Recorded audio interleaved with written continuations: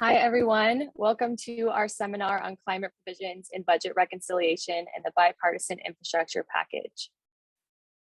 Before we get started, let's go over a few housekeeping items. Our session is in webinar mode, so only panelists are able to speak. Our session is going to be recorded, and conference recordings will be available within a few days at cclusa.org/presentations and on our YouTube channel. If you have any questions, please drop them into the Q&A section. Thank you all for being here today. My name is Morgan McHugh, and I'm CCL's Legislative Coordinator. Presenting with me is Rick Knight, CCL's Research Coordinator.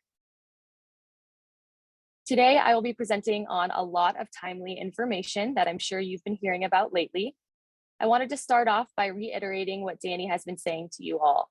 It's a very dynamic time right now, and things are constantly changing.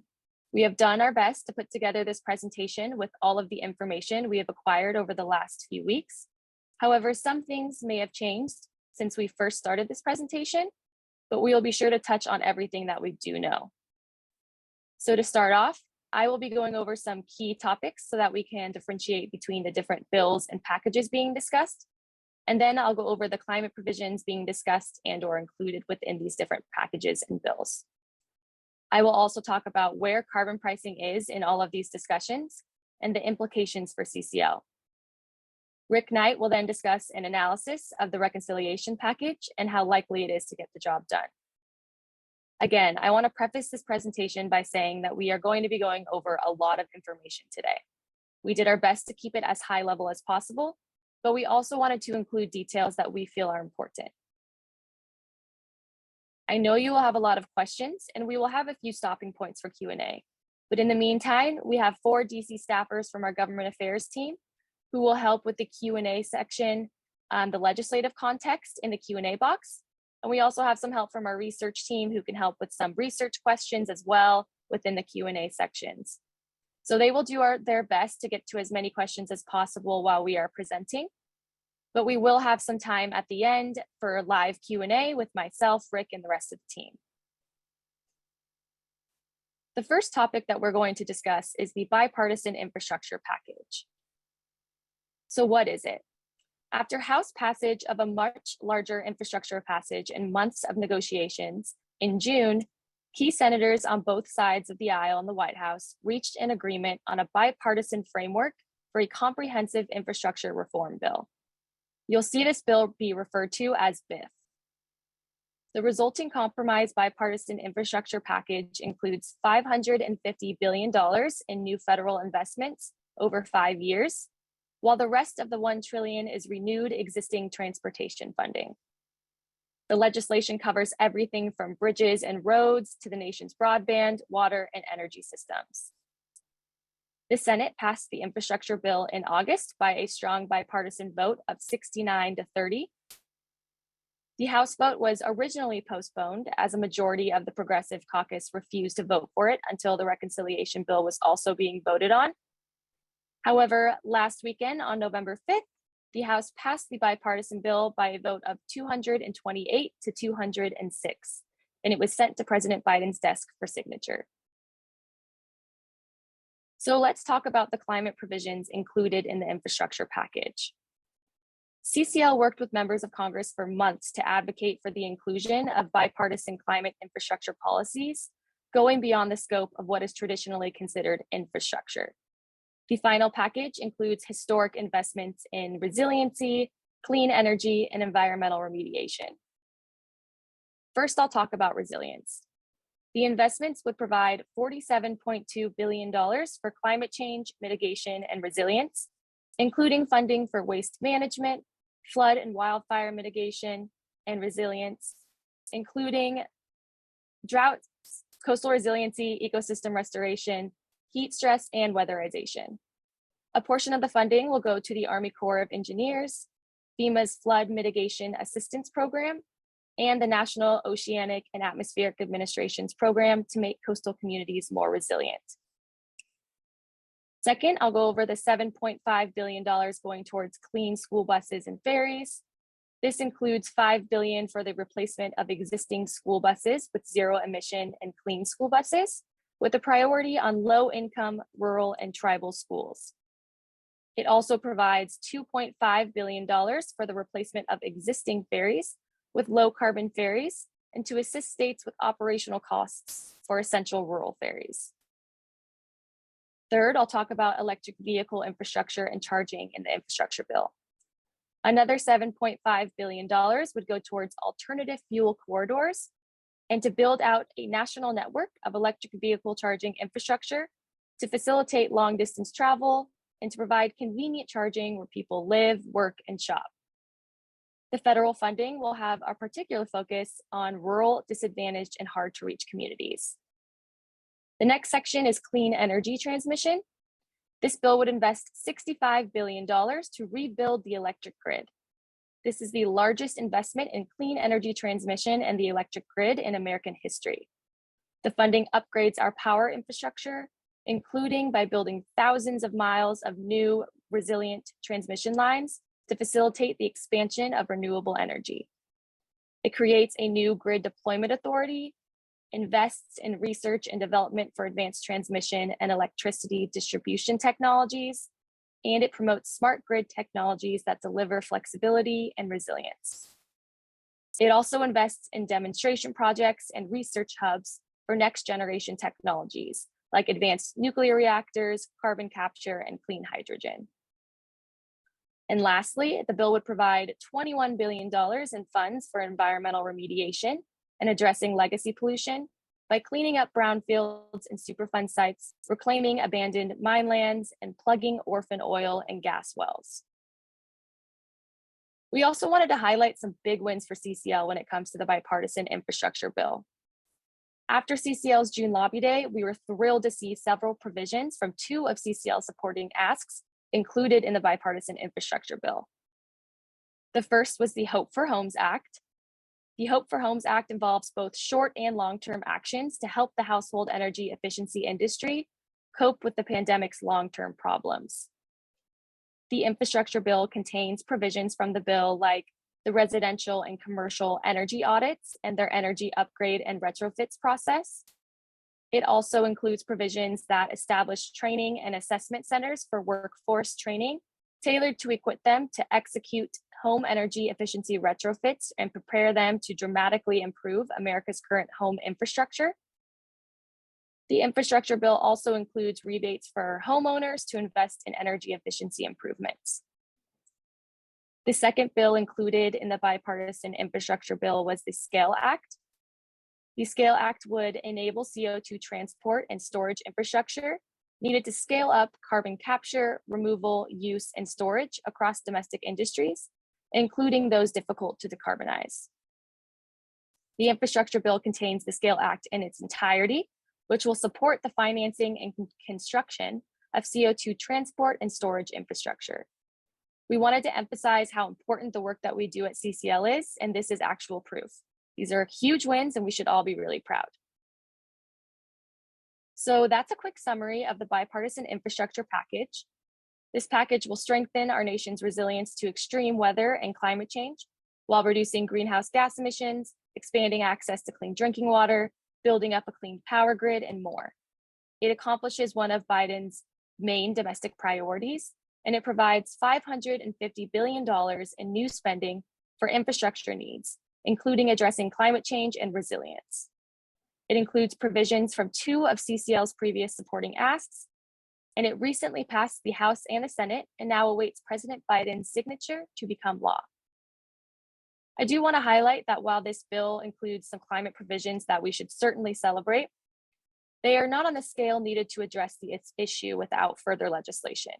And so that will lead me into our next topic. So on to the fun stuff, budget reconciliation. I'm sure you've all heard a lot about this lately, so let's get into it and talk about the process.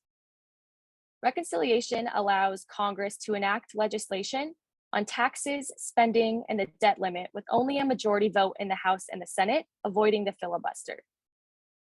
The reconciliation process begins with the House and Senate each passing a budget resolution with reconciliation instructions that direct one or more committees to recommend changes to existing law to achieve specified changes in spending, revenues, deficits, and/or the debt limit. It sets the overall target for spending and revenue, and it provides instructions to committees to achieve those targets. These instructions and targets are not binding, and committees can propose legislation that differs from the original resolution as long as they can get final approval in the final reconciliation vote. Earlier this year, both the House and the Senate passed their budget resolutions to kick off the reconciliation process. Since then, House and Senate committees have been crafting, debating, and negotiating their portion of the final reconciliation bill. So about 2 weeks ago, the Biden administration released their Build Back Better framework, which is essentially a starting point of what the administration hopes to see achieved in the reconciliation bill, included provisions on climate. And we will get into what that entails in the next slide. With the administration's framework as a guidepost, the House and Senate have continued to write their version of the reconciliation bill. It's likely that they will include largely what's in Biden's Build Back Better framework, but it will be different and the final bill will likely be bigger. The next step in the process will be the House voting on their version of the reconciliation bill, which will then be sent over to the Senate. When it gets to the Senate, then they will make final tweaks and changes which could significantly alter sections of the bill. This is where we would see the addition of a carbon price and other climate policies being discussed. After the Senate modifies the House bill, we would expect one final vote on the amended bill by the House. Then this final bill that has been approved by the House and the Senate would go to the president's desk for his signature. This is all to say that this is and has been a very complicated and drawn out process that is nearing an end. But there are still many moving pieces and lots of last minute changes and negotiations ahead of us. So first, let's talk about Biden's Build Back Better framework and what's in it. As I mentioned above, in a move to both lay a marker down and help kickstart negotiations in the House and the Senate a few weeks ago, the White House released their framework of what they'd like included in reconciliation. The framework dedicates $555 billion to investments in clean energy and combating climate change. It's important to highlight that this number didn't shrink much from earlier versions of the reconciliation package, and this highlights Biden's and the Democrats' prioritization of the climate. First, it provides $320 billion in clean energy tax credits. This would include 10-year expanded tax credits for utility scale and residential clean energy, transmission and storage, clean passenger and commercial vehicles, and clean energy manufacturing. Second, it provides $105 billion in resilience investments. The investments and incentives would be for addressing extreme weather, like wildfire, droughts, and hurricanes, including forestry, wetlands, and agriculture, legacy pollution in communities, and a civilian climate corps. Next, it has $110 billion for investments and incentives for clean energy technology, manufacturing, and supply chains. The targeted incentives are meant to spur new domestic supply chains and technologies like solar, batteries, and advanced materials, while boosting the competitiveness of existing industries like steel, cement, and aluminum. Lastly, it provides $20 billion in clean energy procurement, which provides incentives for the government to be purchasers of next generation technologies, including long duration storage, small modular reactors, and clean construction materials. I want to reiterate that this was just the administration's framework for what they would like to see in the reconciliation bill. It's just a framework and there was no specific bill text associated with it. So now let's talk about the House and the Senate and what they're doing. Now that the administration has released what they would like to see in terms of climate in the reconciliation bill, the House and the Senate must develop their own versions of the reconciliation bill and come together to develop something they can all agree on. Also, now that the bipartisan infrastructure bill has been passed, this should allow Congress to focus more on the budget reconciliation process. On November 3rd, the House released the updated text of HR 5376, which is their version of the reconciliation bill. The updated House bill text builds off of the administration's framework. It expands on all of the climate provisions that were included in Biden's framework, and it includes several new provisions to further reduce emissions. The House did come to an agreement to pass the rule for their reconciliation bill, and the rule allows for the House to begin floor consideration of the bill. However, a final House vote on the bill itself has not been scheduled yet, as moderates are refusing to vote until they have a congressional budget score, or a CBO score, which will give an estimate of the total cost of the bill. Once the House passes their bill, it will then go to the Senate. In terms of the Senate, we are continuing to hear from our champion members in the Senate Finance Committee that they are having negotiations on major climate policies, and a price on carbon is still being debated and pushed for inclusion. Again, after the House bill is passed and sent to the Senate will deliberate and likely tweak a lot of the bill. And if a carbon price were to be included, this is likely the time it would be. I'm going to go over some of the House bill now, but remember that once the House votes on the budget, it will go to the Senate, where they will likely make significant changes. So we shouldn't get too caught up in the details of this version from the House. All right, so let's jump into the House reconciliation bill. I'm going to talk about the climate provisions included in the House bill by using some of the categories in Biden's framework. So the categories I'll be discussing today are clean energy tax credits, incentives and investments for clean energy technology, manufacturing and supply chains, resilience investments, rural and agriculture investments, and environmental justice provisions. So starting with clean energy tax credits. The large clean energy tax package tends to match Biden's Buildback better, but may be a little bit larger in size. While we still expect tweaks before enactment, we don't expect a major reduction in its overall size. There's no official score, but the House Clean Energy Tax Package is expected to cost around $320 billion. This is the same number that was in Biden's package as well. Although the House and the Senate both agreed on the need to increase and expand clean energy tax credits, there was a disagreement in the structure of the credits. The House wanted to simply extend already existing tax credits and increase their value, while the Senate wanted to revamp the entire clean energy tax code to put into place a more permanent and cohesive system to incentivize emissions reductions. A compromise structure was agreed upon and included in the House bill that for the first 5 years would expand the already existing renewable energy tax credits, and after that would create tech-neutral zero-emission credits focused on clean electricity, clean transportation, and energy efficiency. Also, for the first time, the full value of the credits would be tied to labor and domestic content requirements. This technical restructuring of the tax code may be far too much or too complicated of information, but I share it as a way to highlight just how historic and game-changing some of the climate policies are that will be included in the reconciliation package. So to expand on that a little bit, for the first 5 years, the traditional investment tax credit and production tax credit are extended with new labor requirements to claim the bonus rate. There are a lot of increases or bonus rates for different clean energy tax credits with new labor and domestic content requirements. Included in the traditional ITC and PTC is wind, solar, geothermal, transmission, battery storage, dynamic glass, biodiesel, energy efficiency, etc. And new tax credits will be created for the production of electricity from nuclear power, the production of clean hydrogen, sustainable aviation fuel, and wildfire mitigation. 45Q tax credits, which cover direct air capture and carbon capture, are extended and significantly increased when a facility meets prevailing wage and apprenticeship requirements. There's also a creation of a new EV tax credit with a maximum credit of $12,500, depending on domestic and labor content requirements.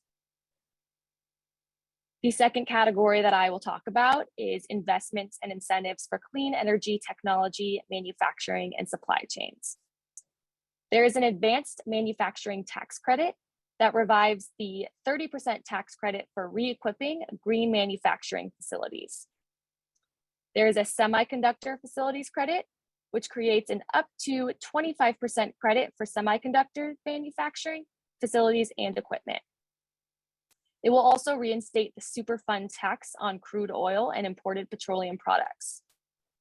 And there's about $5 billion going towards manufacturing supply chain resilience, which includes providing grants, loans, and loan guarantees to maintain and improve manufacturing supply chain resilience. Next up, we have resilience investments. This bill includes $6 billion provided to the National Oceanic and Atmospheric Administration for projects that conserve, restore, and protect coastal and marine habitats to increase climate resilience of coastal communities or sustain coastal and marine resource-dependent communities. There's also about $4.46 billion going towards Native American and Native Hawaiian affairs, including $441 million for climate resilience and adaptation programs, $490 million for public safety and justice programs, and $750 million for the Bureau of Indian Affairs, road system, and transportation facilities. This totals at about $1.6 billion in resilience investments, and it includes the tribal electrification program and emergency drought relief. There's $50 million going towards national and regional climate adaptation science centers to provide localized information to help regions, states, tribes, and local governments respond to climate change. $2 billion will go towards improving energy efficiency, water efficiency, or climate resilience of affordable housing. This will be by helping homeowners make energy efficiency upgrades, including electrification of systems and appliances, and installation of renewable energy types, and improving property resiliency. Another $2 billion will go towards investments in rural rental housing to carry out new construction, make improvements to energy and water efficiency, or climate resilience. Lastly, there is a section for strengthening resilience under National Flood Insurance Program. This section forgives $20.5 billion in National Flood Insurance Program debt. It directs $600 million to support flood mapping, and it provides another $600 million for FEMA to set up a means-tested affordability program for National Flood Insurance Program policyholders. Next is rural and agriculture investments. So the bill includes $22 billion for the expansion of existing conservation programs, including the Conservation Stewardship Partnership, Environmental Quality Incentives Program, Regional Conservation Partnership Program, and USDA conservation easements. The bill also provides $7.75 billion for Department of Agriculture research. So this will include funds of $210 million to carry out activities related to climate change, and $30 million to carry out advanced research and development relating to climate.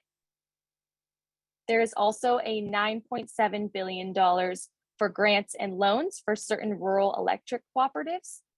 So this includes purchasing renewable energy systems, and carbon capture and storage systems. It also includes the deployment of carbon capture and storage systems and making energy efficiency improvements. There's also about $40 billion dedicated to forestry restoration and conservation programs.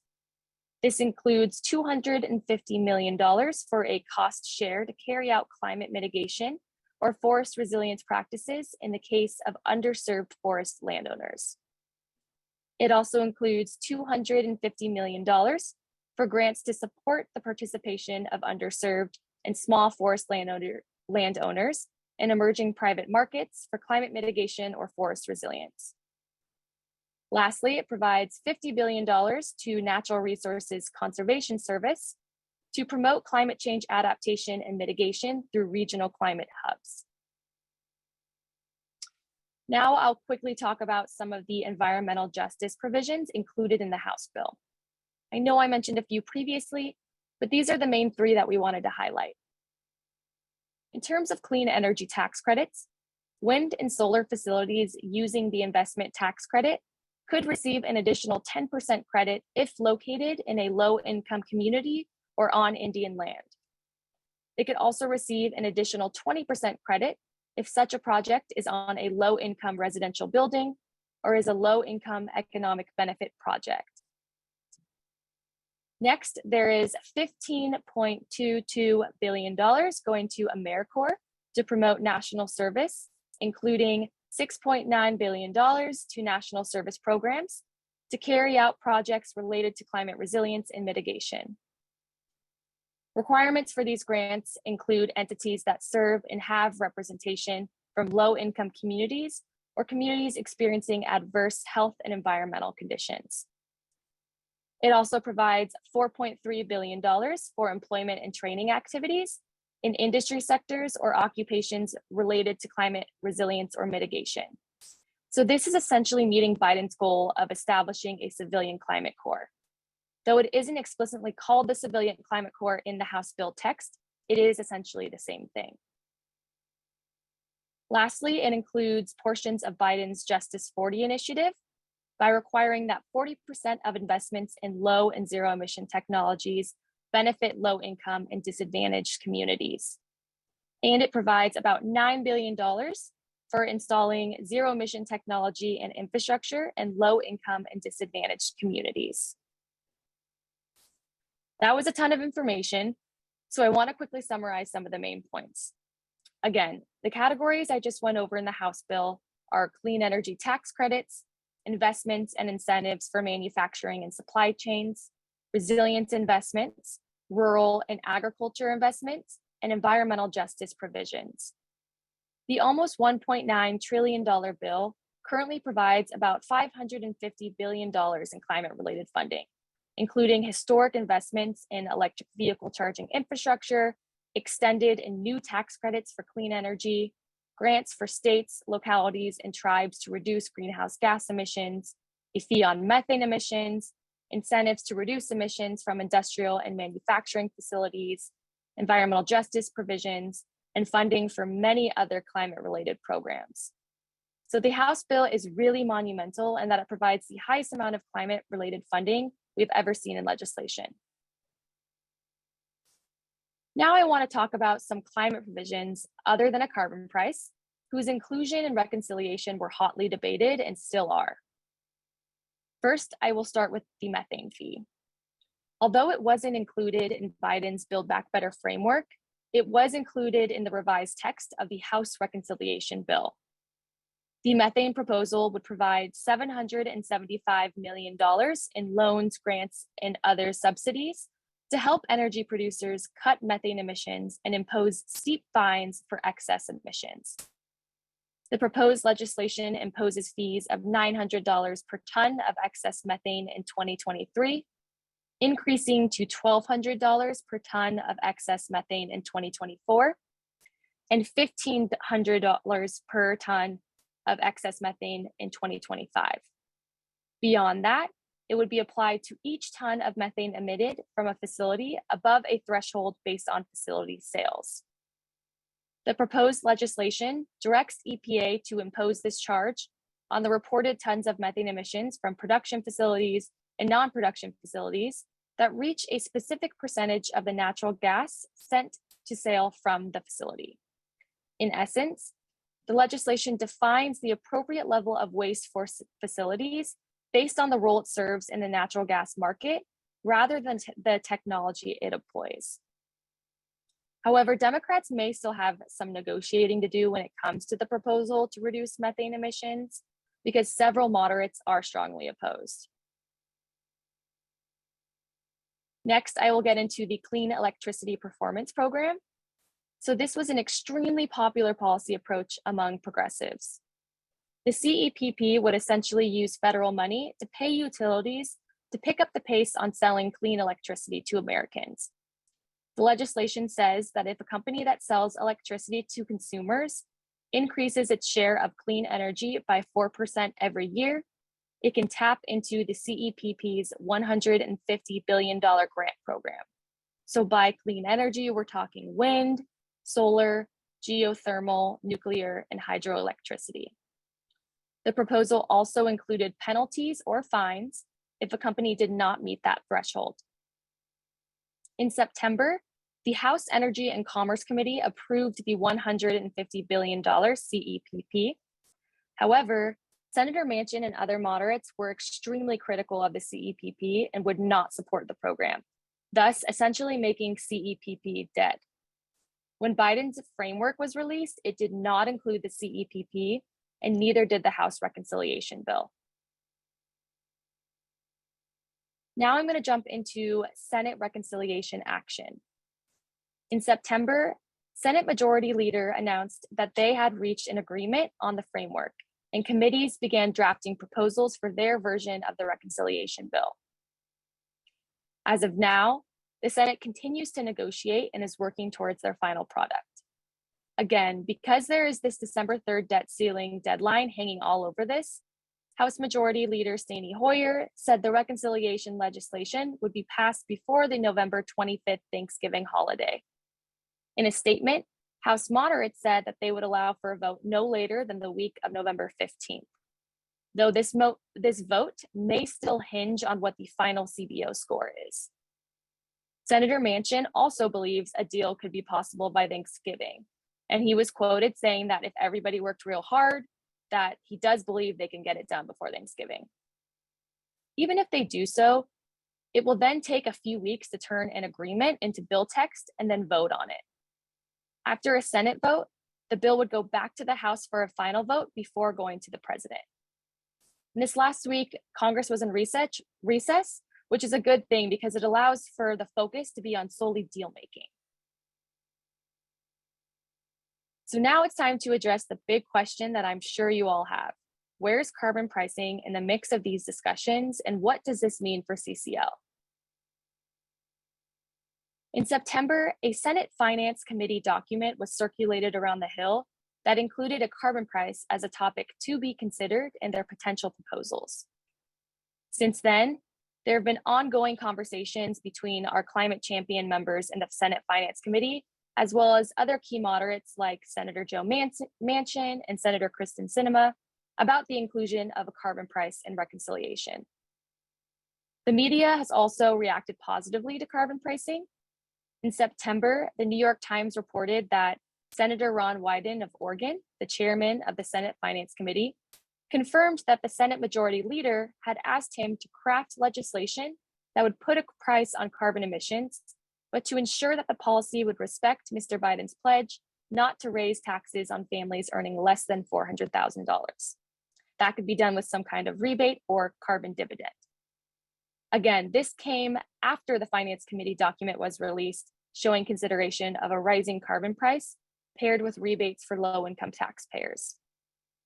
Bloomberg News also included another quote from Wyden, showing that as his committee crafts carbon pricing language, they are staying cognizant of Americans' energy prices. Another extremely important point to note is that part of the importance of a carbon price is now hinging on the goal to meet 50% reductions. And Rick's going to jump way deeper into this, but I'm just going to mention a few things here. The methane fee and CEPP have played into the ongoing discussion of a carbon price. When the CEPP was knocked out, it removed a large portion of reductions in the package. The House bill turned to the methane fee and various grants and loans programs to get to that 50% reduction. However, a lot of members have publicly vocalized their commitment to the 50% reduction, and a carbon price is a policy that we know will help us get to that goal. So in terms of what goes into the final package and product, a lot will ride on this commitment, and many are starting to believe what we do, that a carbon price may be the answer to getting us there. And to end on an even higher note, Senator Whitehouse was also quoted last weekend saying that they had 49 votes for a carbon fee rising over time, starting at a little below $20. Under the initiative, the cost on carbon dioxide emissions would start at less than $20 per ton and increase over time, with the revenue possibly rebated back to some consumers or dedicated to help fossil fuel workers amid the transition to clean energy. He said, quote, "We have 49 out of 50 votes from Democrats in the Senate. If the Senate passes it, the House has assured us that they will pass it, and the White House has assured us that the president will sign it into law," unquote. So this was super exciting to hear. Now I want to take a moment to recognize just how far we've come. It's really important to acknowledge that an organization like CCL with 200,000 people has had this large of an influence in the climate space. We would not be seeing this level of support in Congress without all of the work of CCLers in both the last few weeks and months and over the last decade of advocacy. You are all amazing. Because of the work that we do, the chairman of the Finance Committee said that he wanted our proposal. A New York Times article was written about and headlined the discussion of a carbon price. And because of our influence, a carbon pricing proposal is one of the major climate provisions being discussed right now. I also want to re-highlight that we advocate for other climate bills, such as the Hope for Homes Act and the SCALE Act, and our influence helped to get their inclusion in the various packages and bills that are being debated. It's also important to recognize that reconciliation is a big deal, with or without a carbon price. It'll include investments in climate change mitigation, resiliency, clean energy, electrification, environmental justice, and more in ways that we've never seen before. Once reconciliation is finished and the final product is released, CCL will look over the bill in its entirety and then determine what the next strategic move is for our organization. Lastly, I want to close by saying that because of the work that we do at CCL, a carbon price is still on the table, and we are hopeful to see this through until the end. Okay, so now I want to pause here for a few questions before we jump into Rick's presentation. So Jen, do you want to let us know what we're seeing in the chat? Yeah, definitely. Some really good questions have been coming in. We'll start with some more policy specific ones. So Emily's asking if anyone knows if the House EV credits, the electric vehicle credits, are refundable. And those are refundable. That's one of the major changes with the credit. You know, the original credit that's in place right now is $7,500 is the max you can get. The House bill bumps it up to $12,500, and it does make it refundable. So a major change that's going to make it much more appealing and hopefully incentivize a lot more people to go out and buy those electric vehicles. Doug is asking if we can explain a little bit more what the manufacturing supply chain resilience is that's included in the bill. And that is a broad kind of vague term that they throw in there. And that's because there's a lot included under it.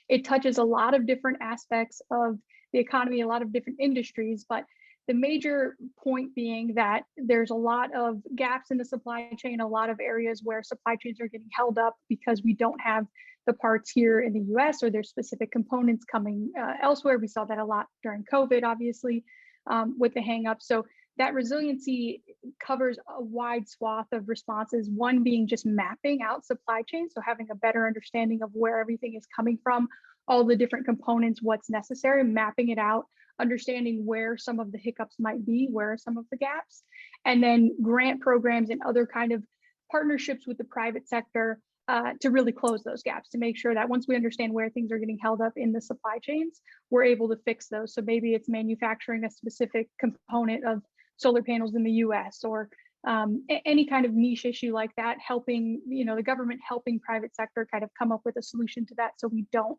have some of these supply chain issues we've seen so frequently during the past couple of years. Gerald is asking if the Senate is likely to insist on a CBO score for their version of the bill.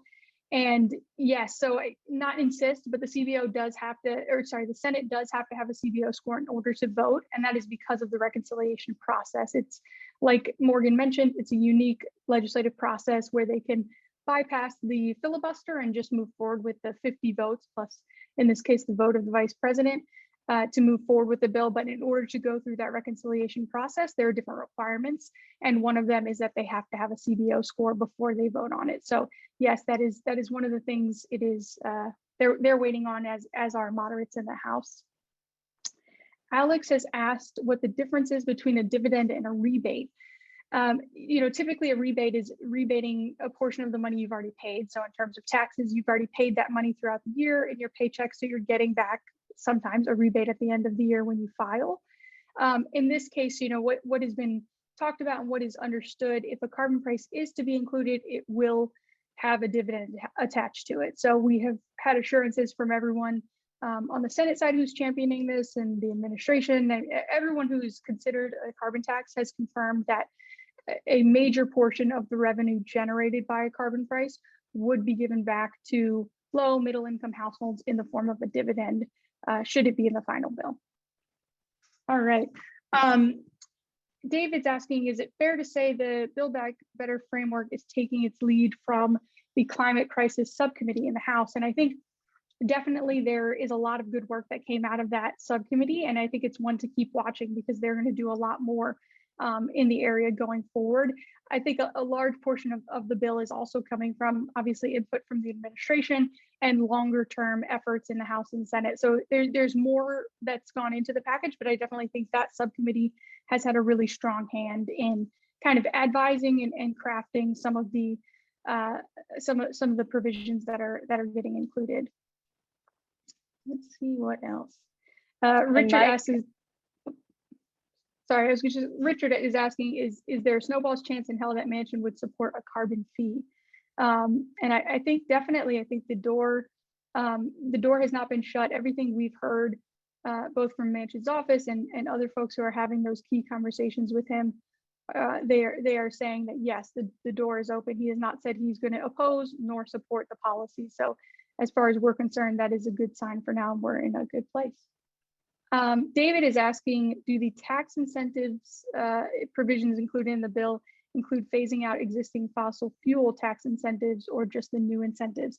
So this was a big kind of area of debate when the House was first formalizing their bill back in September. And ultimately, there were provisions in there to strip fossil fuel subsidies, but those fell out. So the House bill does not include those provisions that would strip the fossil fuel subsidies that are currently in place. Basically would leave those as status quo. And it's pretty widely agreed upon that that is necessary to keep folks like Manchin and some other folks, maybe Texas moderate Democrats and others on board for the final package. So as of now, those incentives and subsidies for the fossil fuel industry are still in place. There's nothing in the bill related to them. It would just keep things status quo for now.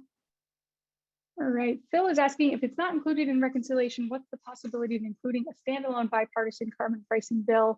And I think, we have heard some really positive things coming out of folks like Senator Romney and Senator Murkowski and some others, Republicans in the Senate that, are more open to a carbon price. So I think there's definitely some bipartisan interest in it. That being said, this is by far the best chance we believe that a carbon price has to move forward. It will be in this reconciliation package just because of how comprehensive the policy is, how difficult it is, frankly, to get the members on board. So I think, we'll see what comes after this reconciliation package should it not be included.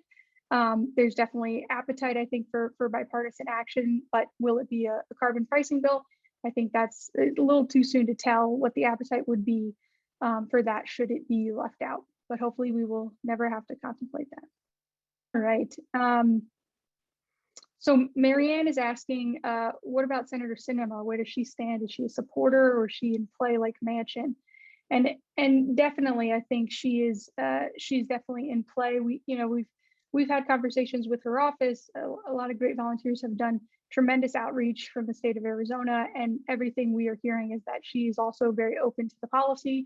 She obviously has some larger concerns on the overall cost of the bill, and that's what the CBO score will help kind of dictate, but that's also another area where a carbon price is pretty beneficial in that it doesn't cost anything, and would really kind of help in that way, be a policy that could generate those emissions reductions without adding to the overall cost of the bill. So we view that as still being in very good standing in terms of Senator Sinema, but that outreach definitely is still needed to keep going for members like Senator Sinema.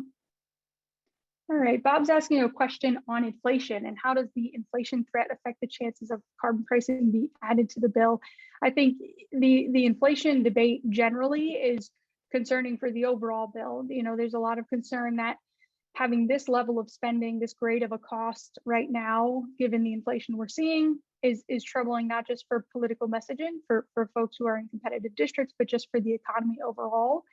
That being said, I think there's good arguments kind of pushing back on that and saying that, you know, we're not quite clear where inflation is going to go long term, and that these investments in the long run, including a carbon price, would have a positive impact, not a negative impact. So we are in this kind of short term inflation crisis. At least that's what, you know, we're reading in the media, and there's so much coming out about it. But it's really about looking at the long term implications of all of these policies, including a carbon price.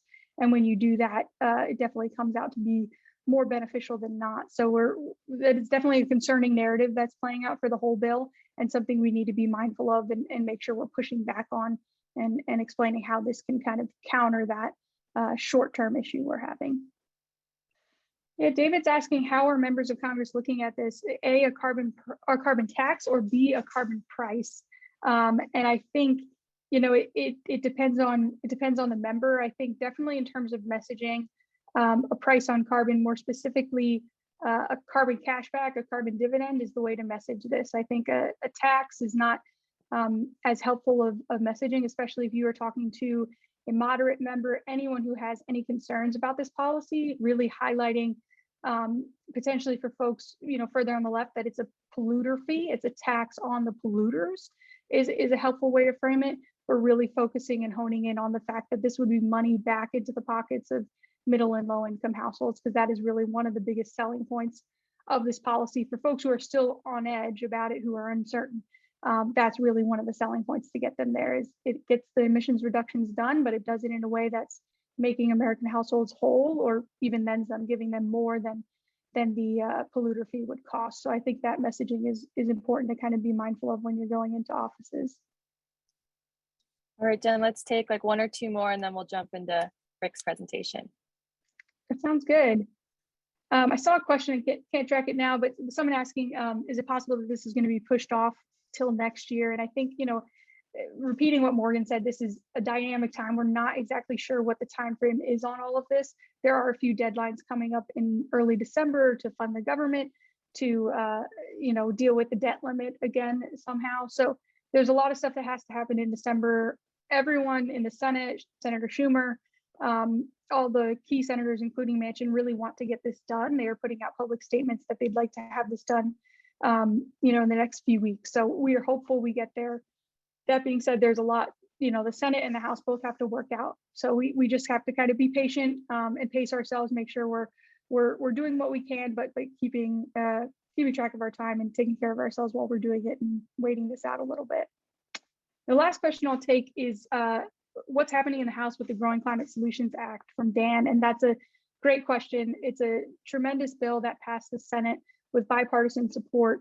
We are hopeful and expecting that the House will take the bill up, but we've heard from Democrats in the House that they really do need Republican buy-in on the bill. They'd like to put it up under suspension, so they'd like to just kind of pass it very easily in a bipartisan basis, but to do that, we need more Republicans to co-sponsor the bill. So that's why it's one of those primary asks for those of you going into Republican offices in the lobby day. Make sure you're bringing that bill up. There's tremendous bipartisan support, great ag support. It's fantastic for rural districts. So another really, really important policy that hopefully we can get through the House and then be signed into law. Awesome. Thank you so much, Jen. So we'll have time for more questions again after Rick's presentation, and you can ask about the presentation that I just gave, or you can ask about Rick's presentation. But I'm going to pass it over to Rick, so the floor is yours. Okay, thanks. Hard to follow all that. I mean, hard for me to follow that excellent presentation. And okay, well, as I said, as I mentioned, that was a really excellent, thorough description of what's going on, and the wonks among us really enjoyed it. So in this part of the seminar, I want to start by showing to what extent the provisions in the reconciliation package can be reconciled with the expectations of what it can achieve.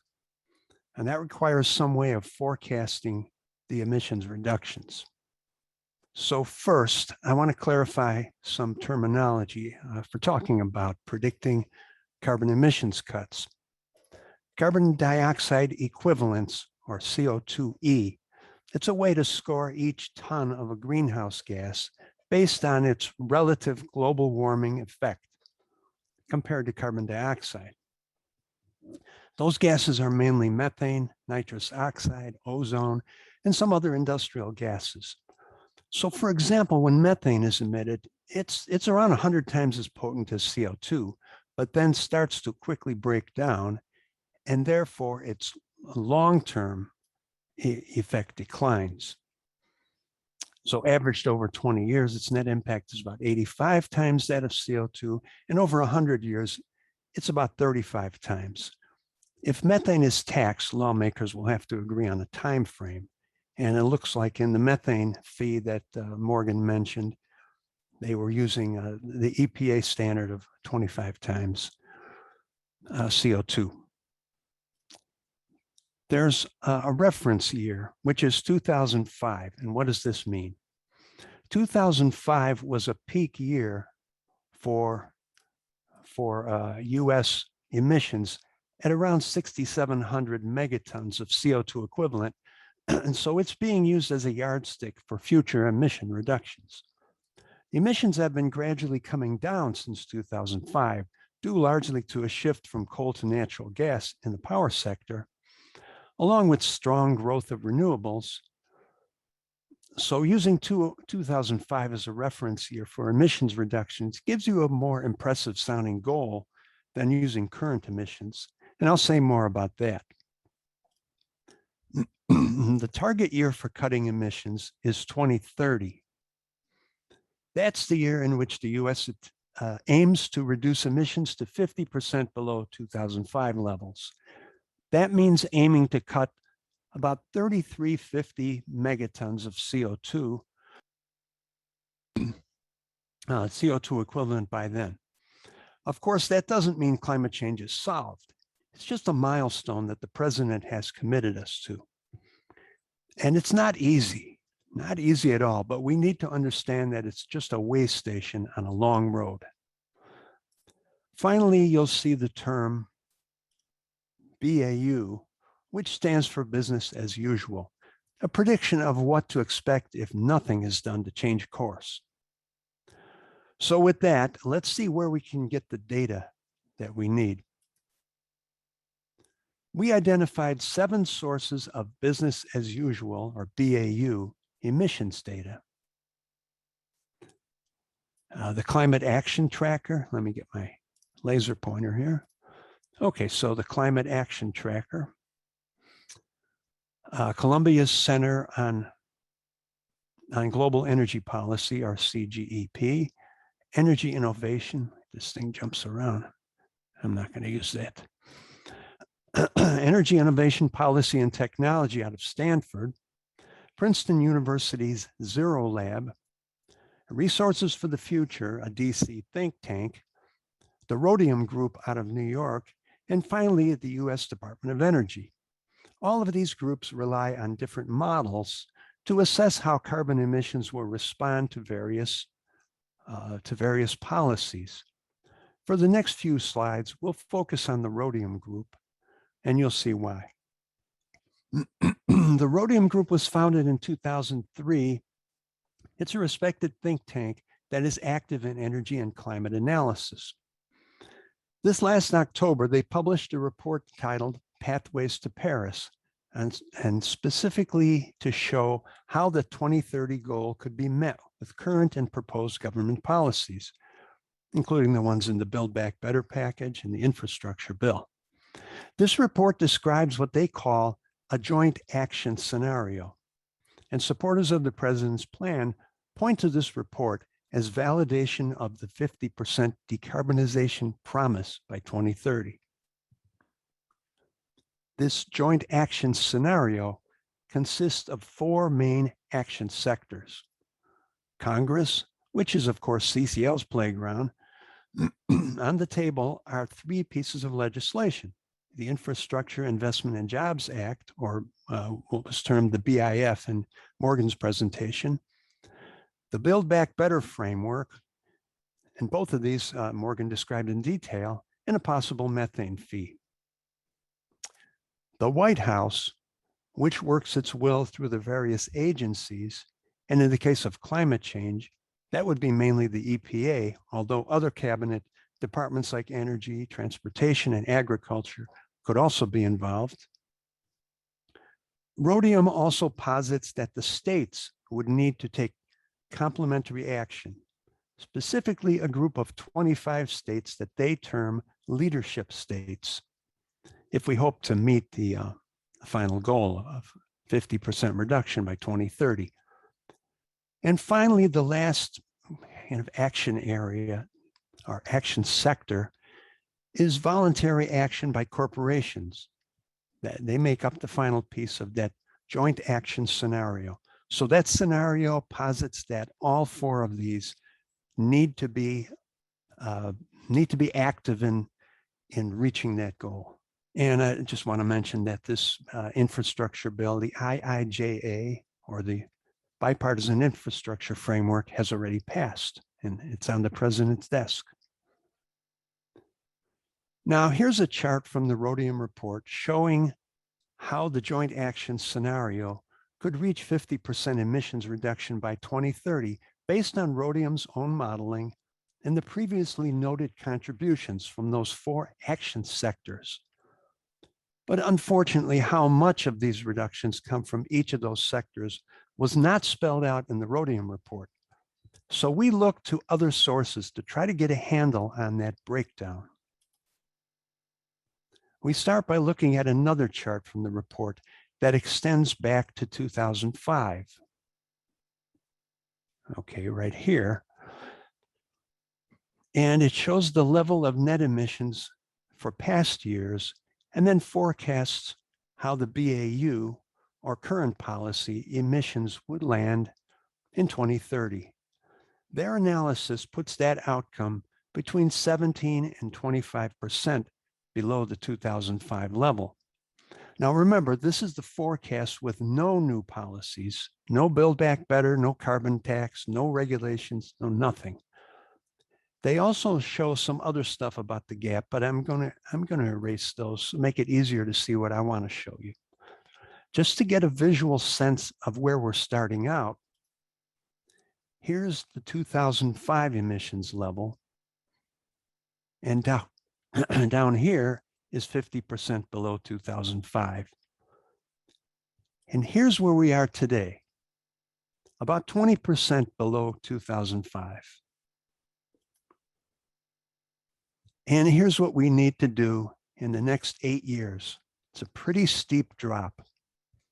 It's kind of comparable to what we had during the pandemic, but we don't want to have a worldwide viral infection circulating to cut our emissions. We want to do it in a way that's a little bit more livable. So can we do it with what's being proposed now? That's the question that we try to answer. In order to assess the viability of the joint action scenario, we first have to be sure where BAU would really get us. That's where we consulted the sources I showed you earlier. And I'm going to put some dots on the chart to show the results. RFF is resources for the future. So here's where RFF predicts BAU emissions. Remember, that's current policy, where those emissions would land in 2030.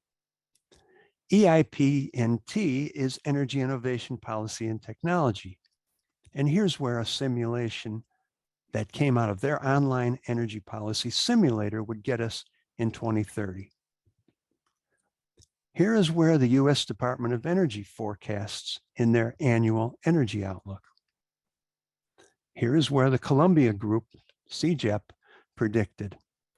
We had to tweak that a little to include policies that were put in place after they did their simulation in 2019, like the new fluorocarbon regulations that passed in the 2020 COVID relief bill, plus some methane and fuel economy regulations that were restored by the new administration. Here's where the Princeton University Zero Lab, that's that PUZL on the box in the upper right, that's where they predicted we would be. It's a little bit more aggressive, a little more optimistic, and so put those emissions at 29% below 2005. And finally, here's what the Climate Action Tracker, or CAT, predicts for 2030. Now, when you take the average of all these, and including the rhodium modeling too, here's what that gives us. That green star is the average of these estimates. Okay. And it's about 22% below 2005 emissions, just a little below where we are now, mainly because of the gradual switch of power plants switching from coal to natural gas, plus continued growth of renewables. So this is our aggregation of 7 different estimates of what would happen if nothing is done to force emissions down. So let's get into what the Build Back Better framework can do. Since rhodium didn't tell us how much of the joint action scenario emissions came from congressional action, we turned to 2 of these other sources, the Energy Policy Simulator from Energy Innovation and Princeton University, who published model results using what they call their Rapid Energy Policy Evaluation and Analysis Toolkit, or REPEAT, a very cool acronym. So here's what we found from those. The Energy Policy Simulator yielded 960 megatons of cuts, not including a methane fee. Princeton just released a preliminary update to their October report saying that the Build Back Better package would cut 1,240 megatons of CO2 equivalent, and the methane fee would cut an additional 150 megatons for a total of 1,240. This is what the range of outcomes would look like, that shaded area. So right in here. The dotted line is the average of the 2 for reconciliation plus the methane fee, and that comes to just about 40%, maybe a little more, below 2005 emissions. But as you can see by eyeballing the difference between the green star and the final target, it's only about 2/3 of what we need to cut from where we are now. So just to reiterate, we're starting from about 20% below 2005 emissions today. By January of 2023, when most of the provisions in reconciliation are likely to kick in, if it does pass, emissions will probably be about the same as they are today. So here is where we would be in 2030 with no action at all. In other words, no reconciliation bill, about 22% below 2005 emissions. I already showed you how modeling the reconciliation framework says 2030 would be about 40% below 2005. And here's where we need to be, at 50% below 2005, which of course shouts the question, how do we fill this gap? I know, teacher, I know. A carbon fee and dividend could fill that gap awesomely. Just saying. So now let's go back to the rhodium report and what it says about the risks that we face in turning a scenario, their joint action scenario, in this case, into reality. In their report, rhodium identified 5 main categories of risk faced by the Joint Action Plan. They call these legislative risk, ambition risk, legal risk, election risk, and technology risk. And I'll explain a little further on each one of these. Legislative risk is where congressional efforts fall short, such as Congress scaling back the policy or key programs not working as well as intended. Incentives such as tax breaks for clean energy or clean vehicles are not guaranteed to get the hope for adoption. And there's a risk that implementation of new laws could take too long. And let's stick a pin in that one. And I'll come back to it later. You'll see why. The next category in the rhodium report is ambition risk. In rhodium's words, this is where agencies or states underestimate the ability of technologies to achieve targets. An example would be if the government were to actually build out something like, say, transmission lines to accommodate an expected expansion of wind energy. But the wind farms got installed faster than expected, and the grid could not keep up with their capacity. For carbon pricing, an example could be to set the annual price increase too low out of just political timidity. Next is legal risk. Now, this is a big one, maybe the biggest by far. Putting EPA regulations in place already takes a long time due to a labyrinth of procedural steps. And now we have a federal judiciary that is less friendly than ever to agency rulemaking. Without a doubt, EPA regulations will face court challenges from hostile states and companies, which is exactly what happened with Obama's Clean Power Plan, which was tied up for years and then put into limbo by the Supreme Court. That's what SCOTUS stands for, Supreme Court of the United States. Such an outcome could force agencies to start over from scratch. This is why I highlighted that last bullet on the legislative risk slide, which, if you recall, was implementation takes too long. Just an example, I recently read that OSHA, Occupational Safety and Health Administration, OSHA safety regulations sometimes take as long as 7 years to go into effect from when they're first proposed. On top of all that, the current Supreme Court has at least 4 justices that appear to be interested in reviving what is known as the non-delegation doctrine, which would require Congress to spell out many more details in their bill text rather than kicking them over to the EPA, who has the staff and the expertise to write those regulations. The court's recent decision to hear a case challenging EPA authority to regulate greenhouse gases is a sign that assumptions in the joint action scenario that depend on EPA regulation could be impossible to bring to fruition fast enough to get us to our target.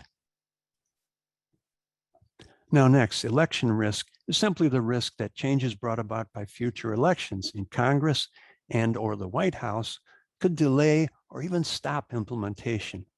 Again, we have the recent history where the Trump administration came in and repealed EPA regulations, including the Clean Power Plan and a methane abatement program, before they could even go fully into effect.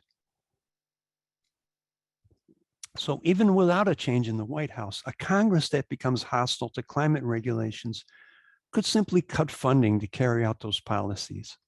So that's election risk. And finally, technology risk is the risk that scale up and or deployment may not be as fast as assumed in the models. That's in Rhodium's words again.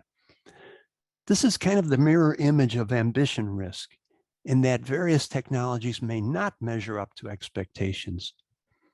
For example, if consumers don't adopt electric vehicles as fast as anticipated, or let's say oil producers decide to flood the market with cheap oil to drive some clean competitors into bankruptcy.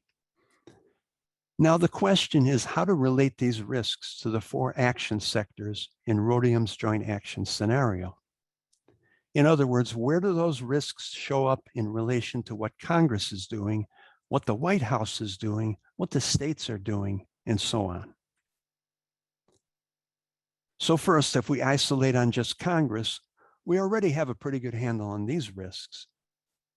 The first infrastructure bill has already been passed, and we know that Buildback Better is still deep in negotiation and will be for a while. And a methane fee is still alive. There's always a risk that the bill could be weakened in the final round of amendments, but that's where our strength lies, in showering lawmakers with calls, emails, and tweets. If we successfully get the carbon fee through that gauntlet, hitting that 50% by 2030 becomes virtually a sure thing. If not, 40% is probably close to the limit. So in Congress, it's all legislative risk. Now let's look at the White House. The joint action scenario posits that EPA regulations will be imposed in all sectors shown here. For power plants and industrial operations, emissions mandates would be far more stringent than the ones put forth in the Clean Power Plan back in 2013. Similarly, the EPA would ramp up fuel efficiency for cars to the point I saw a number which corresponds to 150 miles per gallon. So that's a point where they pretty much rule out all gasoline cars by 2030. And I've already given you the background on that, on those risks. If the Supreme Court cracks down on the EPA's authority to regulate greenhouse gases, these regulations could be delayed, weakened, or even repealed. So relying on those regulations is very risky.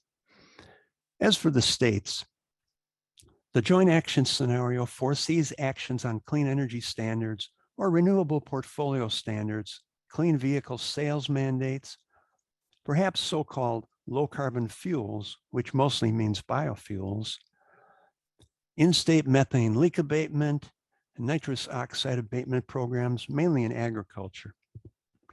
They foresee that these 25 leadership states would adopt all of these measures, but that still leaves 25 states that likely will not, but in fact will be more likely to join lawsuits against EPA regulations, as I talked about in the last slide.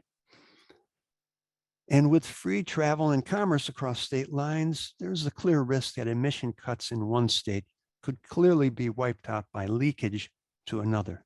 For example, somebody just, if Illinois were to impose an EV sales mandate, somebody could just go into Indiana and buy a gasoline car that they wanted. So it's difficult to impose climate regulations on a state level for that reason. Finally, there's the prospect of private corporations taking voluntary action. Again, in the rhodium scenario, the only one specifically listed is accelerated utility adoption of clean energy standards beyond those required by law. That would be nice, but what are the incentives? So it's clear when you dive into it that while the joint action scenario could fill in the gap, if all of these entities decided to pull together, the odds of that happening are not great. Let's look again at the emissions chart Rhodium published, showing how the scenario could hit the 50% target. Here again is the chart that I showed earlier. And here's the average of 7 simulations of current policy that we did. The BAU forecast, along with the range of estimates of what congressional action alone is likely to deliver. That high risk gap is what I've talked about. The gap that must be filled by regulations and state action and corporate good deeds. It amounts to about 36% of the promised cuts. Maybe less if Princeton's optimistic model of the BAU forecast is right, but it could be even more demanding if the less optimistic BAU forecasts are right. Or, of course, if Congress could throw in a carbon fee and remove all doubt. We know how much easier this is to say than to do, which is why we have to keep showering our love on our lawmakers. And now, what's next?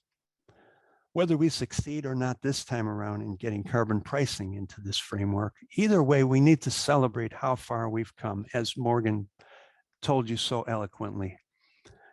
Are helping to push various pieces of the policy package over the finish line already, and also celebrate how much influence we've built in Congress, that whatever happens, we will be positioned to keep pushing for the strongest policy, whatever that may be, which means that's enough celebrating. We need to get back to work, defending whatever comes out of this process when the smoke clears, because it will be attacked.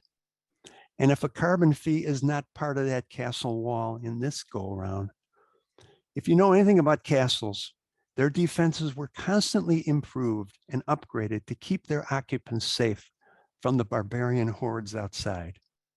So that's what we have to do. And with that, I'll stop and say thanks and open up the floor for more questions. Thanks, Rick. We got some several comments already, thanking you for your very clear and concise summary of the emissions reductions and different modeling. So nice job. We got a question from Alex asking, sometimes the different models are kind of confusing. So is it good ultimately to have different models so you get a diversity of perspectives on the impacts of various policies? Certainly it is. That's why we looked at 7 different models or 7 different sources. Some of them may have been using similar models for the business as usual. Unfortunately, we only have 2 sources for what the reconciliation framework will do, and that was from Rhodium and from Princeton Zero Lab and from the energy innovation folks. And that modeling, we actually had to plug in some policies ourselves in their online simulator. So we would hope as this process goes along to see more results released by, say, Resources for the Future, which is a very highly respected source. They did some modeling of the Build Back Better policy at the time when the CEPP was still included. And I didn't show any of that, but they showed interestingly too, that if you add a carbon price to that package, you could easily get to that 50% target. So we'll be looking forward to seeing more of that coming out as time goes by. Yeah, definitely. We also got a question early on about how much the bipartisan infrastructure package will reduce emissions by itself. I don't know if you want to take that, Dana. Sure. You may know more about that than I do. Yeah, I think Princeton was the only group to model that. And basically, it'll be an additional 1% on top of whatever our business as usual gets us to. So if business as usual gets us to 22% below 2005 by 2030, then adding the bipartisan infrastructure package by itself will get us to 23%. So it's a pretty small difference, but a little bit of a benefit there. Yeah, a little bit of a bump. I would mention too that there's something that I didn't include in that that analysis, and that was about 100 megatons of land use savings. And I was a little bit reluctant to put those in because I wasn't sure. I believed that by 2030 we could get 100 megatons of additional land sinks. But if that were the case, it would get us from maybe 40 to maybe 42% below 2005, but certainly not to 50%. Yeah, so there's some investments in sort of preserving forests and agricultural land and things like that will improve somewhat the amount of carbon being stored in natural sinks. Yeah. Question from Eleanor. Is the modeling that you were talking about, does that include the methane fee? Yeah, if you go back to, let me go back a few slides here. Okay, if you take a look at this, I'm not sure how this laser pointer is working. Can you see it on the screen? Perfect, yeah. Okay. Okay, what we did is we have a range here. The top of this range is without the methane fee and with the low estimate of that we got from Energy Innovations model. And then the more aggressive result includes the methane fee. So this is about where that kind of range lies. Okay. Question from Jim Grimes. Do these models that you're presenting include growth in energy demand due to population and GDP economic growth? I assume they would. I haven't dug into those models, but you may be able to handle that too. You may know a little bit more about Dana, about how much detail they put into these models. Yeah, I'm not positive either, but I think they probably do include those growth effects, I would assume. Right. Yeah. Question from Kathy that you talked about a little bit, but do these models take into account steps, legislation on a state-based level? I would say that they do not. Well, as I pointed out, the rhodium scenario does include where the way they bring these emissions down into this range. That does include those state regulatory and corporate-based efforts as well. But most of the modeling does not. Well, the modeling that we looked at is focused solely on congressional legislation, so it does not include state level. Yeah, we're only looking at what the reconciliation and bipartisan package too, but then Rhodium also considered maybe states can take some additional steps. And John Rozovsky had a question along those lines. Which states are the leadership states that Rhodium included in their possible scenario? A good question. Well, I can speculate California, New York, Illinois, basically the blue state. I just looked it up because on the Rhodium study, and it says that the leadership states are the 25 members of the U.S. Climate Alliance that have committed to reduce collective greenhouse gas emissions by at least 50 to 52% by 2030. Okay, so you have to go back and Google, what is it, the climate, what do they call it, climate? U.S. Climate Alliance. U.S. Climate Alliance. I mean, it includes, there's like states like Louisiana, North Carolina, Pennsylvania, Wisconsin, Michigan, states that they generally have Democratic governors who are on board with doing as much as they can, but often they have state legislatures that are not so on board with climate policy. So it's difficult for them to deliver on any very ambitious emissions cuts on a legislative policy level. Yeah, great question, and thanks to Morgan and Dana for that. We have lots of time. So we got a question from Robert Archer.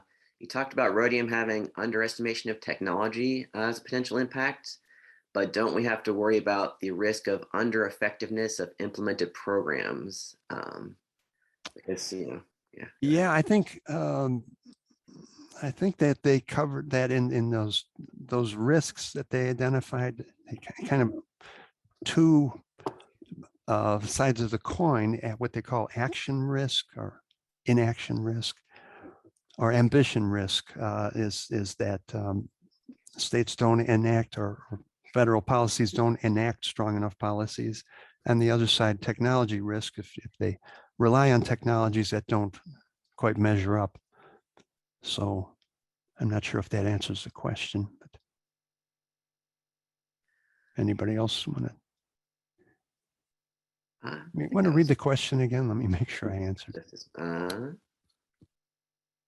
From Bob. I think I just bumped it away. Okay, well, when we go into live questions, maybe Bob can jump in and ask it again. Yeah, there you go.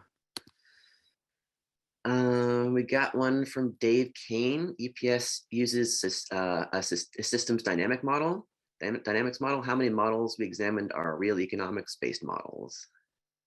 Do you know about that? Yeah, I'm not sure I quite understand how to answer that. Certainly RFF uses their Golder-Hafstad, the GH3 model. That's certainly takes economics into effect, and I'm sure Columbia's model is as well, because then when they do their reports on their modeling outcomes, they include a lot of stuff about the economy as well. Yeah, I think all of these models, I'm sure, Princeton as well. It really doesn't make any sense to try to do any of this modeling without taking economics into account. Okay, we got a recent question from Tom Cullen. Do any of these models show how the USA is going to hit our NDC, our Paris target of 50% below 2030? How are we going to get there? Yeah, well, these models are based on what's in the reconciliation package, or likely to pass Congress. And Rhodium's model, again, throws in these additional steps beyond congressional action, which is regulations. They've kind of just thrown stuff into the bucket that they think could get us to 50%. So their approach seemed to be, how do we get to 50%? Here's what we can do with federal legislation. Here's what we can do with EPA regulations. What else do we need? And they kind of threw stuff into the bucket until they got to 50%. Most of the other efforts were focused on looking at what will happen if you enact certain policies. So it's kind of a different approach, but I hope that sort of answers the question. Yeah, I mean, basically all the different modeling groups agree that what's in the bipartisan package and reconciliation by itself right now isn't enough to get us to 50%. So you need something else. So ideally a carbon price, as you said, would help us get there, or otherwise any of the other options are state-based measures or regulations. But what's in there right now just isn't enough, basically. Yeah, and I'd like to emphasize too that messaging matters so much, because there's going to be a tendency in some quarters to say 40 is almost 50. So we don't need to take a risk on a carbon tax. It's going to be politically hard to sell, but it's not really 40% of where we need to go from where we are now. It's really only about there's quite a bit left to do. And as I said, those risks are real. And I'm not trying to disparage Rhodium's framework at all, or Rhodium's prediction, because they do identify those risks. And I would also mention that in Rhodium's report, they do have a section at the end where they talk about other measures that could be enacted.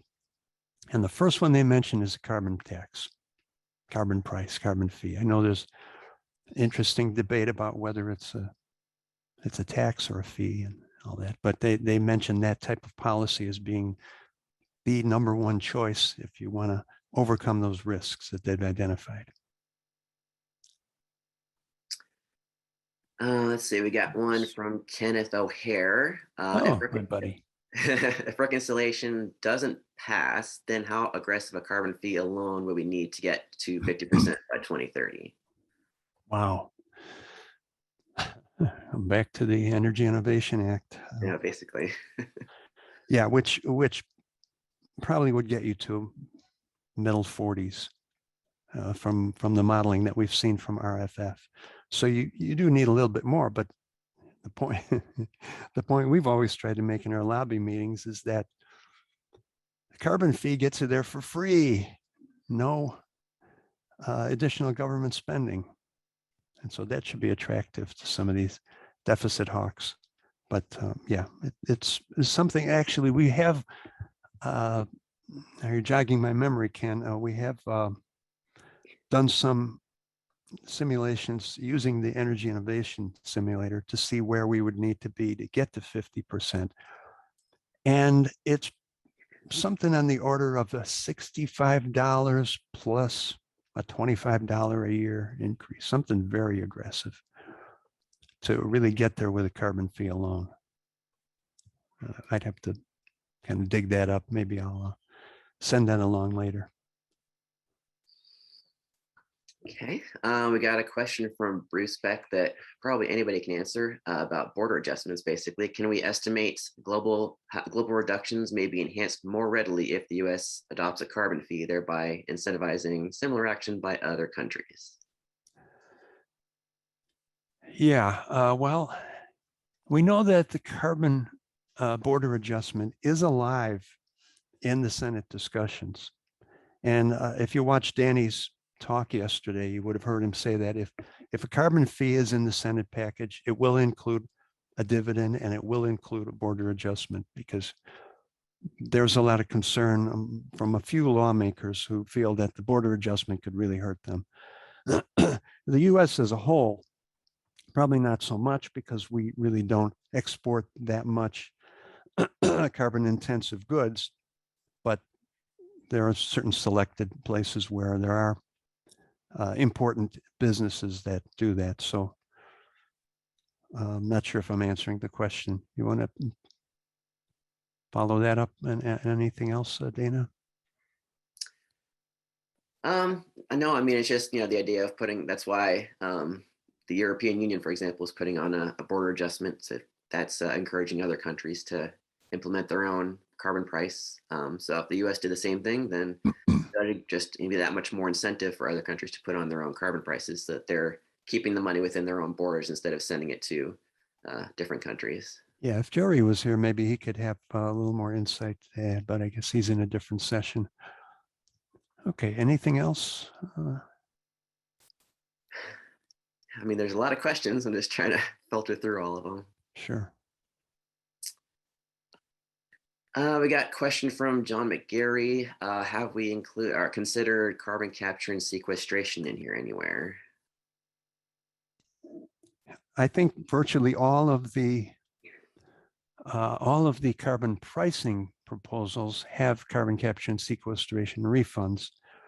As far as these analyses, there is some CCUS stuff in both the infrastructure bill and the bipartisan bill. They're kind of a little bit hard to find, but if you recall what Morgan talked about, for example, money in the BIF for CO2 pipelines, which is strictly there to make it easier for facilities who capture CO2 to send them to a site where they could be sequestered underground. So it is included in the modeling, I'm quite sure. Yeah, I think so. Question from Lisa Oliver. Does any country have a policy to meet its 2030 Paris NDC? I don't think I can answer that. Probably if Ross was yeah. here. From what I've seen, like most countries are kind of short of their Paris targets. There are a few generally smaller countries that are kind of on target for what their emissions reductions need to be for us to stay on track with Paris. But for the most part, countries' existing policies aren't quite in line with what their pledges are. Yeah, we'll be able to get a handle on that, I think, as more news comes out of COP, which is, I don't think is it over now or? It's over now. Okay. Yeah, right. Everybody's come home, right? Yeah. Let's see. Question from Mike Alcott. Do any of the models break down the emissions reductions on a state-by-state level? Wow. We're getting to the tough questions now. Yeah. I know that has been done. I think RFF may have been doing that in the past with their carbon pricing models. Yeah, I don't know if any of that, all we know is what's been published, and there may be a lot of data that hasn't been released. So I don't know the answer to that. We got a question from Tom Cullen about the REMI model, because it's a little bit outdated now. And is there any effort to recommission it or do something similar? Oh boy, we've really given this a lot of thought and research for years since the REMI model started getting a little old. We talked with REMI. Well, the folks that did the REMI modeling that we had a good relationship with, they left REMI. Scott Nystrom was our main contact. And we did talk to REMI again, and their offer was a little bit too steep for us at that time. And we've talked to some other modeling houses, but then we started seeing modeling done by RFF and by CEPP, which cost us nothing. And we thought, this is probably a much better argument from two standpoints. That number one, it's not somebody who's working for us, so it's more credible, it's independent modeling, and it doesn't cost us anything. So we've kind of dropped that effort, right?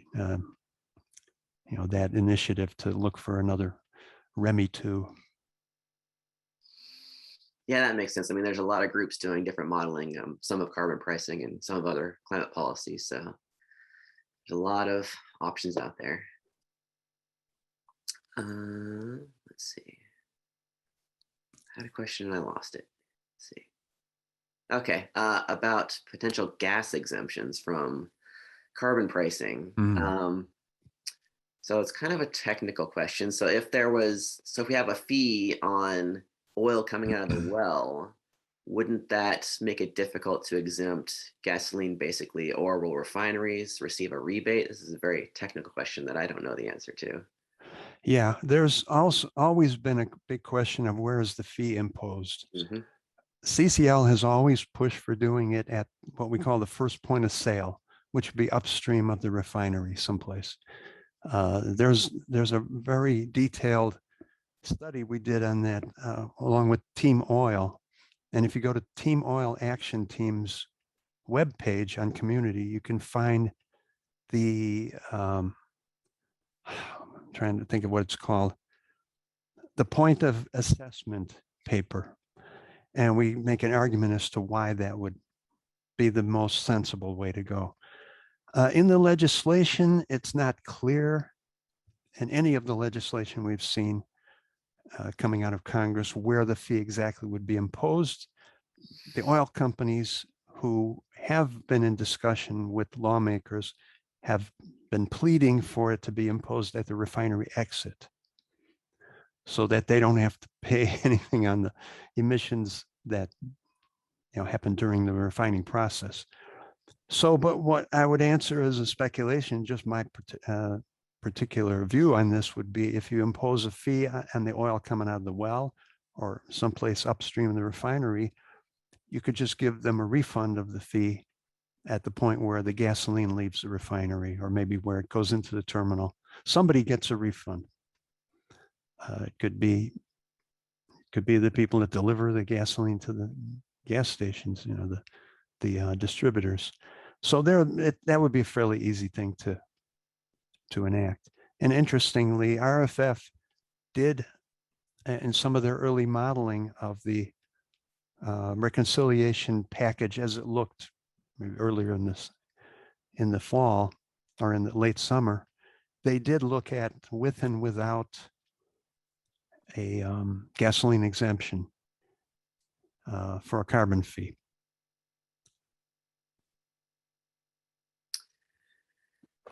Very good. Question from Cherie Drummond. Do the models factor in additional emissions being released by forest fires and other natural feedbacks? I can take a stab at that. Yeah. I mean, what we're looking at here are policy models that are basically just saying, compared to business as usual, here's how much these policies will reduce greenhouse gas emissions. So they're not looking at specifically any additional natural emissions because that's kind of outside of the policy world. But climate models certainly do try to take into account those kinds of natural feedbacks, forest fires, melting or thawing permafrost that releases carbon, things like that as best as they can. So yeah, that's kind of addressed by the climate modelers by doing the best that they can, although it's a very difficult thing to factor in these different feedbacks releasing carbon that we're not exactly sure how quickly they're going to happen in the future, but they're doing as best as they can anyway. Yeah, it's a good question. I don't think that in terms of emissions overall for the country, those wildfire emissions are just a tiny little blip. It's the air quality problems that come from those emissions that really are much more important from a health standpoint. But the amount of CO2 and methane emissions is tiny compared to what we do from burning fossil fuels. Yeah, it is a challenge. Like in California here, we have a cap and trade system that you can get, companies can get offsets by kind of preserving an area of forest land so that it doesn't get cut down so that it continues to sequester carbon. But if a wildfire burns down that area of forest land, then suddenly those credits that the companies were getting by protecting that land it goes up in smoke. And so there is a challenge in that sense if there is a policy that includes offsets. The wildfires pose a serious problem for those credits. Right. Yeah, and there has been an agreement, I guess, on COP to establish an international carbon trading system that includes offsets, and it could be things like that could be a part of that effort, and different countries saying, okay, we're going to protect land from wildfires by taking some kind of steps. Mm-hmm. Anything else there? I was looking to see if I could find the RFF report that talks about gasoline We did get a question from Matthew Weldon about if we're not like if we want to look for a replacement report instead of REMI to reference that's more up to date or a source in terms of the impact of a carbon fee. What would be kind of your favorite? Like, would it be RFF or would there be a different group or source that you'd point people to? Yeah, we've been pretty much gravitating towards RFF. We feel that they have, and just to get into the weeds a little bit, they have a model that we feel is more realistic in terms of non-power sector emissions impact of carbon fee. Of course, our focus has always been on, how to properly model carbon pricing. Most modelers in the US are using a version of what's called the NEMS model, which came out of the Department of Energy, and they've used it for their annual energy outlook for many, many years. And it historically tends to underestimate the impact of renewable energy and clean energy in general looking forward. So that's why we kind of prefer the RFF model. Let's see. We got a question from Mike Arney. What's the source that says a $20 per ton price in reconciliation would get us to 52% reductions by 2030? Wait, say that again. What's the source? Yeah, so that was there was the RFF report, I believe, that said in addition to other policies that were in reconciliation, if we had a $20 per ton, if we had a $20 per ton carbon price that rises slowly, actually I think it was $15 per ton rising slowly. Yeah. That could get us that extra boost up to 50 to 52% reductions by 2030, depending on whether the gasoline is exempted or not. So that was right. They modeled, and again, I was looking for that, looking for a link to that so I can put it in the chat. Haven't found it yet. The RFF report that looked at the package before the CEPP was removed. Yeah. And they said, well, let's look at two carbon pricing add-ons. One was a $15 plus 5% per year, something like that. And another one was more like a EICDA, $15 plus $10 a year. And that with and without a gasoline exemption. And they found that, even the lower carbon pricing package could get you to 50% if you put it on top of that reconciliation package. Since the CEPP has been removed, maybe not. We haven't seen a update from them on that one, but it would be close. And there is some indication, we've done some modeling with the energy policy simulator to see just how much overlap is there between the CEPP and the carbon price. And it turns out that if you combine the two, there's a lot of overlap. In other words, they reduce the same emissions to a great extent. So if you take a carbon price and put a CEPP on top of it, you'd really get very little additional emissions reduction. But that's kind of wandering off into where you probably didn't answer the question. But anyway, that's something that you need to take a look at, and I'm going to continue trying to find that link. Sure. And in the meantime, we got a question along these lines from Deborah Stewart. Why would gasoline be exempted? And if it were from a carbon price, how much would that affect the emissions reductions associated with the carbon price? Yeah, what RFF found is that you lose about 2% of your emissions reduction by exempting gasoline, what's called consumer gasoline, meaning retail gasoline at the pump. And we did some modeling in EPS, Energy Policy Simulator, and kind of confirmed that that's a reasonable amount that you'd lose. And I'm a little bit surprised. It makes me think that those models may be a little bit undercounting the impact of a carbon price on gasoline. But the reason for doing it I think is evident if you turn on the news. People are absolutely freaking out about the price of gasoline, which interestingly, if you look at the current gasoline price on an inflation adjusted basis, it's really not much different from what it was in the different periods in the 90s. But because people don't understand what inflation is, it's sort of hard to get that across.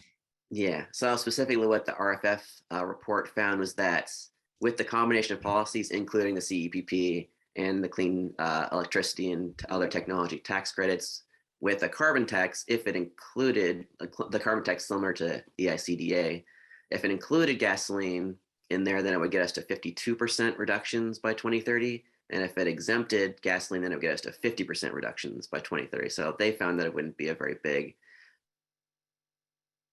difference, which kind of makes sense because I mean, gasoline, like if you have a $20 per ton carbon price, then it's 19 cents per gallon on gasoline, which isn't going to alter driving behavior a whole lot.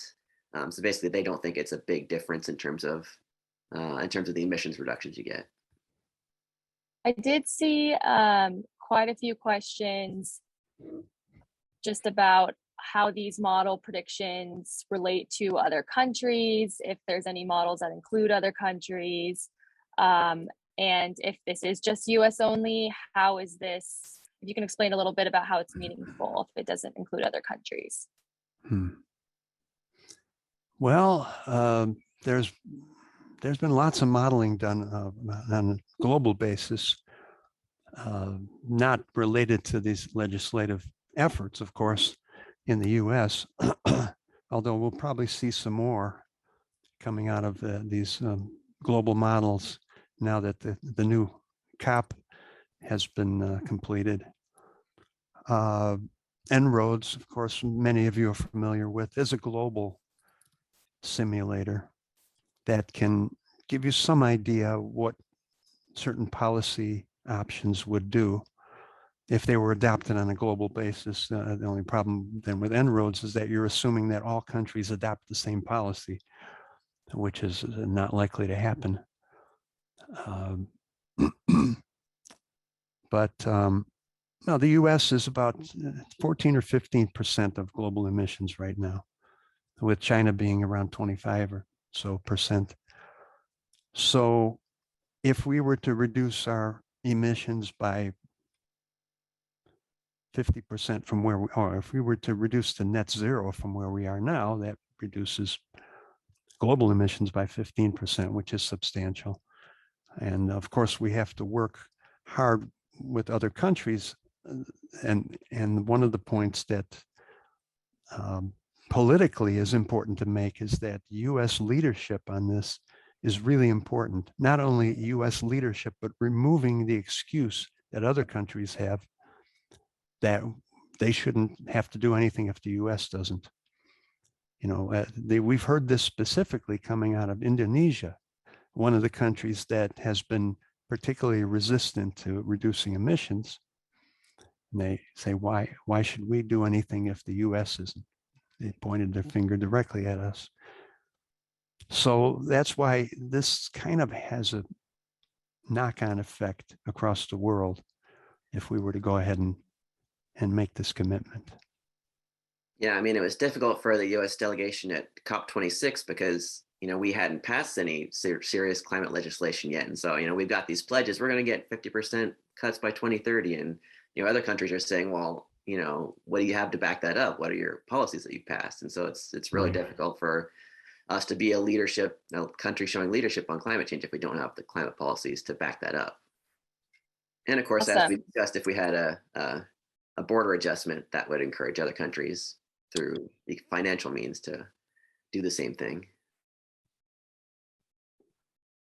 Cool, thanks. Kind of just shifting gears here. We've had a few questions about whether the dividend is considered taxable income. Under the EICDA, it is considered taxable, but are there taxables or any other live proposals that say it would not be taxable, like if it were included in reconciliation? Yeah, I don't remember offhand which ones, but some of the other bills that have been introduced do not make it taxable. It's fully refundable. I think I found the, I'm going to post in the chat the RFF link Yeah, I think I put it in there, but make sure you got. Oh, you Sen did? Cynthia. Okay, I think I found a different one. Okay. I think it'll point to get you to the same place. Okay, great. Yeah, no, I think that, this is again a political decision. This is purely a matter of perception. We argue that a taxable dividend is good because then you don't have to knock off 25% off the top to meet the pay-go rules. And it actually makes the rebate or the dividend more progressive. But from a political messaging standpoint, lawmakers are afraid that they're going to be attacked for making it taxable if they do, support it. And so I think it's probably likely that it will be not taxable. I don't know if Jen, I see you nodding your head. Yeah, no, I totally agree. Any of these credits that are in the bill that are geared specifically towards low middle income households or the average American household, there's been a real focus on making them all refundable. And those that were not refundable before reconciliation, changing them over to a refundable tax credit like the electric vehicle tax credit that I mentioned earlier. So I think that's very likely. Yeah. And just, I hope I get it right. My understanding is that the word refundable just means non-taxable. Yeah, absolutely. So it would not, the biggest difference, I think the messaging significance is that for folks who do not owe in taxes, they would still be getting the full value of that tax credit back. If you are in one of the lower middle income brackets and you don't owe any tax credits, you'd still get the full value of that credit at the end of the day. Right. Yeah, I think that's why the dividend was kind of positioned the way it was. It's a direct payment. Has nothing to do with your taxes. But they were counting it as taxable income in the Deutsche bill anyway. It's a minor point, I think, in the end. Thanks. We had another question about the carbon fee. If it was implemented, it said that prices throughout the economy would increase. Would this be considered inflation, or could it lead to or exacerbate inflation? Okay, we've been through this debate with with folks who work closely with CBO in the past. And the feeling was that's why they have the pay-go rule, which takes 25% off the top of any new tax in order to direct revenue back to the Treasury. I'm not sure if I would say that's directly related to inflation, but it's directed towards deficit neutrality.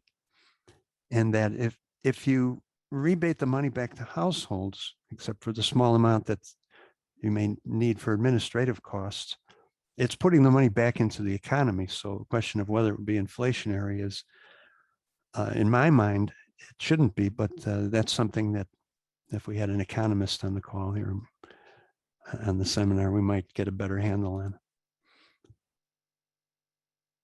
Now, RFF did include in some of their modeling the impact on household welfare, but I think that was related more to stock prices than to inflation. Anything else in the Q&A? Going through. Dana, do you see anything? Checking. We had a question from David Clowney about RFF study that looked at exempting gasoline and wondering if they took into account the anticipated percentage of cars that will be electric cars by 2030, since that would reduce gasoline consumption somewhat. Maybe. Probably wouldn't make that much difference because the stock turnover of vehicles is so slow that it's unlikely that you're going to see that substantial of an impact of EVs by 2030. Most likely by 2030, if you had really strong adoption of EVs, you might get to maybe 10% of the fleet. Yeah, and less than that if we can continue with existing policy. If we get the reconciliation passed, that'll increase, somewhat. But yeah, like Rick said, it's not going to be a big percentage, so it shouldn't make a big difference in gasoline consumption over the next few years. I'm going to take away my slides and stop sharing. I think we're kind of nearing the end, and Jen, I know you're typing an answer now, but I think that might be a good place to kind of close and end with this question of, can you talk about what we're likely to see from D senators in terms of resistance to carbon pricing in the reconciliation bill, and maybe just reiterate how that discussion's going?